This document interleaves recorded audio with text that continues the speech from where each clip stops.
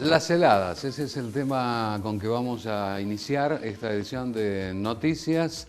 ¿Cuál es la situación que se presenta fundamentalmente en la zona este de la provincia de Mendoza? Sabemos que el efecto fundamental se ha dado en la zona superior del río Tunuyán, principalmente el Valle de Uco y la zona sur de la provincia de Mendoza. Vamos a conocer algunos detalles, aunque todavía no se conocen la incidencia, fundamentalmente en la producción.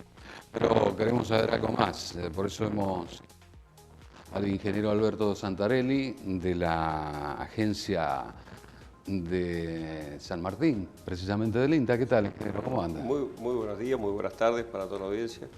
Bueno, ¿cómo están observando este fenómeno en esta ocasión? Que parece que ha incidido fundamentalmente en los cultivos del sur y del Valle de Uco.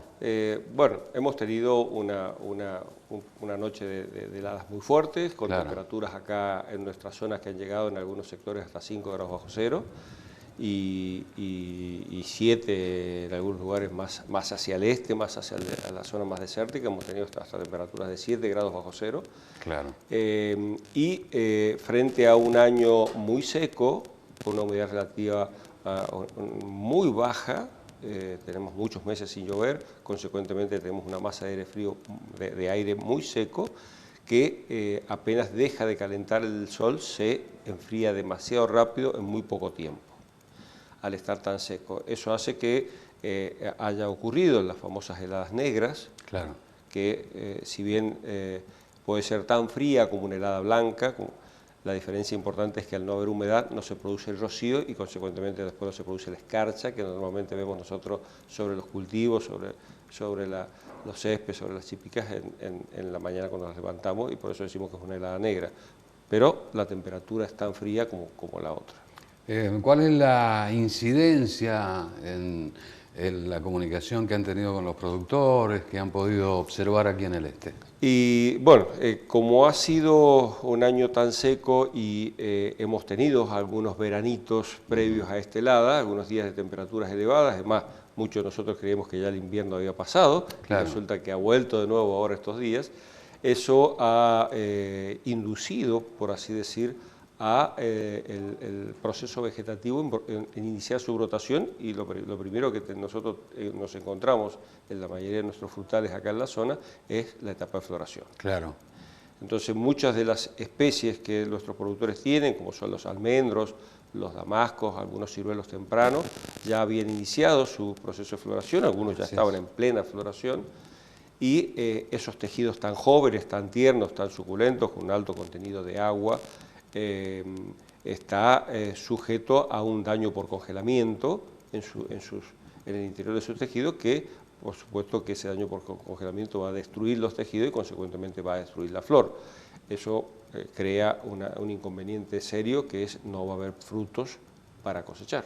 Puede ser que haya escuchado un colega suyo, así al pasar en un determinado momento, que por la cantidad de floración que existía en las plantas, puede ser que no haya incidido demasiado debido al momento, aunque generalmente se dice que precisamente este es la instancia donde afecta más, claro, al fruto futuro, digamos. Pero sí, las condiciones del lugar, propias del cultivo, propias de la finca, propias del suelo, hacen que la etapa de floración sea un proceso de floración que tiene una cantidad de días entre que se abre la primera flor y se abre la última flor, claro, y por supuesto acompaña el proceso de fecundación y cuaje de los pequeños frutos.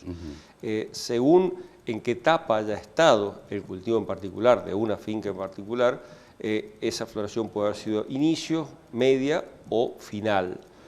Depende cuál de esos procesos haya sido en su inicio, los daños por temperaturas, digamos, a una misma temperatura de congelamiento, vamos a tener distintos daños si estamos en inicio de floración, en plena floración o todos los frutos cuajados. ¿Es mayor en qué etapa? El fruto recién cuajado es la parte más sensible que tiene la planta. Ah, correcto. Porque es la parte más suculenta, que está con más contenido de agua dentro de sus células, y por supuesto cuando esa agua se transforma en hielo, la molécula de hielo tiene aristas muy filosas, y como que muele el tejido por dentro, lo daña de tal forma que después vemos un efecto como de quemado cuando pasan algunos días, porque realmente las células adentro se destruyen. Aunque se tiene que determinar el daño con el tiempo, no es el momento este, pero que han podido charlar con productores, como mencionaba hace un momento. Bueno, todavía el daño se va a ver cuando ya empiecen a crecer los frutos, cuando vemos que los frutos no van a crecer. Exactamente. O en algunos casos crecen un poquito y se caen. ¿Por qué? Porque la parte más suculenta es la pulpa de la semilla, la pepita, digámoslo así, en su estado inicial, y consecuentemente al no estar dentro del fruto la pepita viva, el fruto tarde o temprano se va a caer.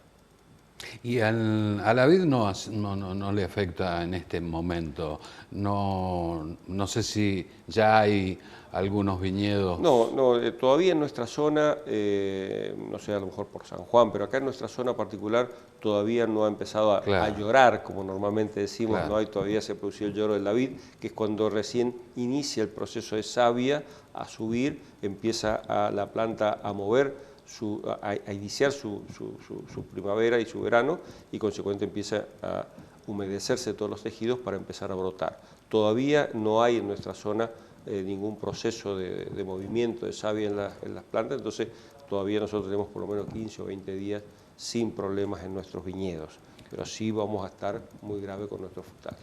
La crisis hídrica indudablemente incide en la posibilidad de prevenir con que cuentan en general los productores. Bueno, para hacer frente a la situación de las heladas, nosotros tenemos normalmente dos acciones que hacer dentro de nuestras propiedades, o los productores tienen que tener en cuenta dentro de sus propiedades, que es lo que llamamos lucha activa y lo que llamamos lucha pasiva. En lo que es lucha pasiva, es decir, las cosas que podemos hacer con mínimo costo, la más importante es el manejo del suelo y del agua.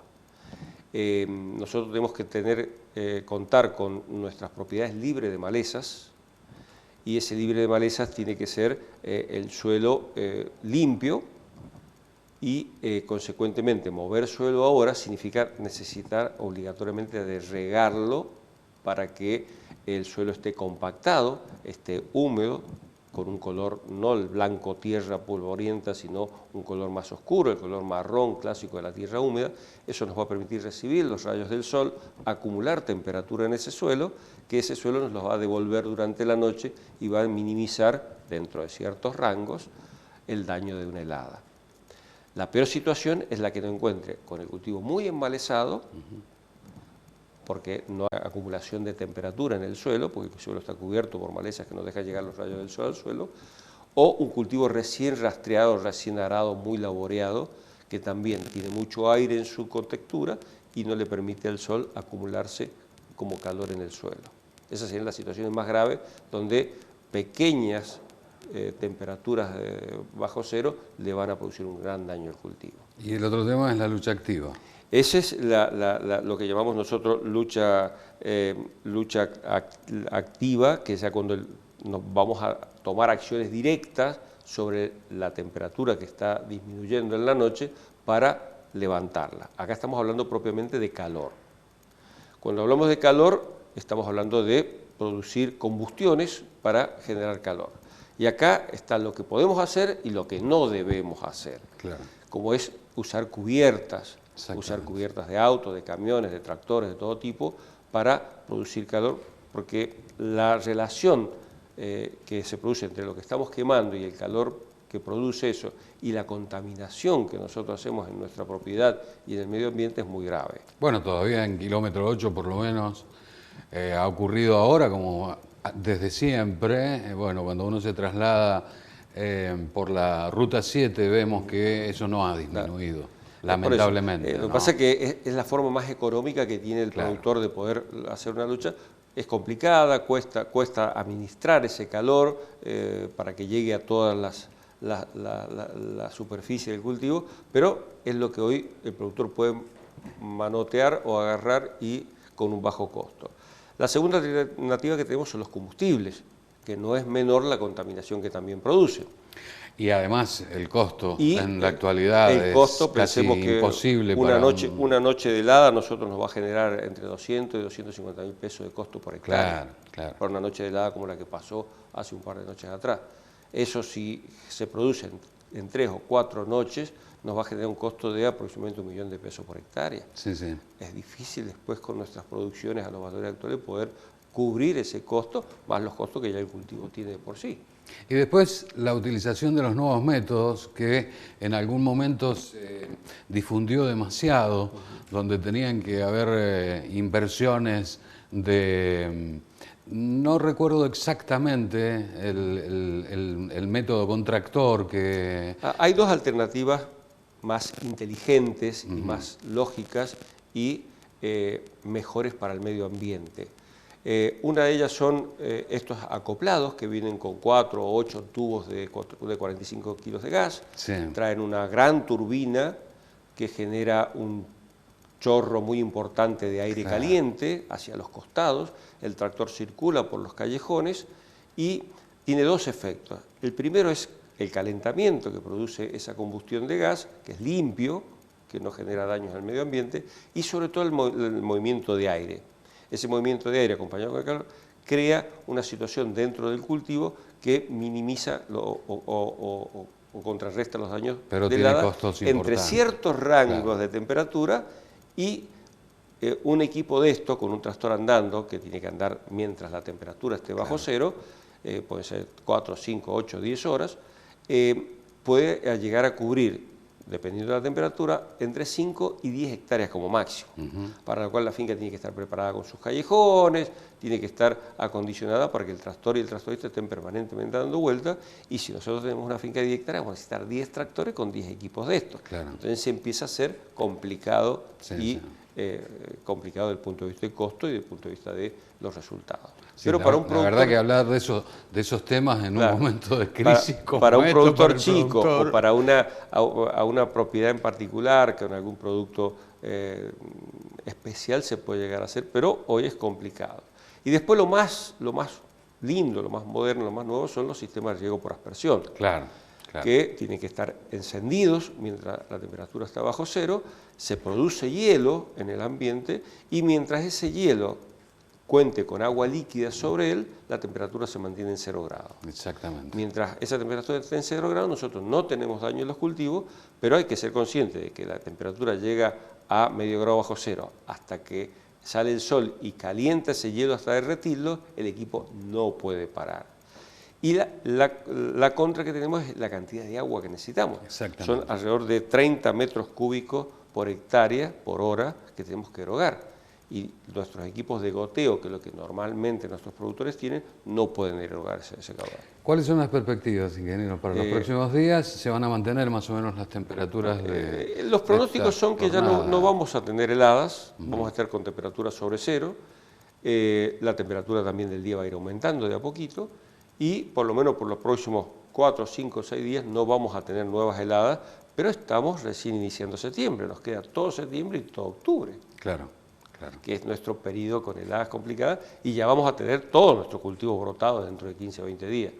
Si no llueve, vamos a estar con el corazón en la boca todo este tiempo. ¿Usted da clases? ¿Es docente?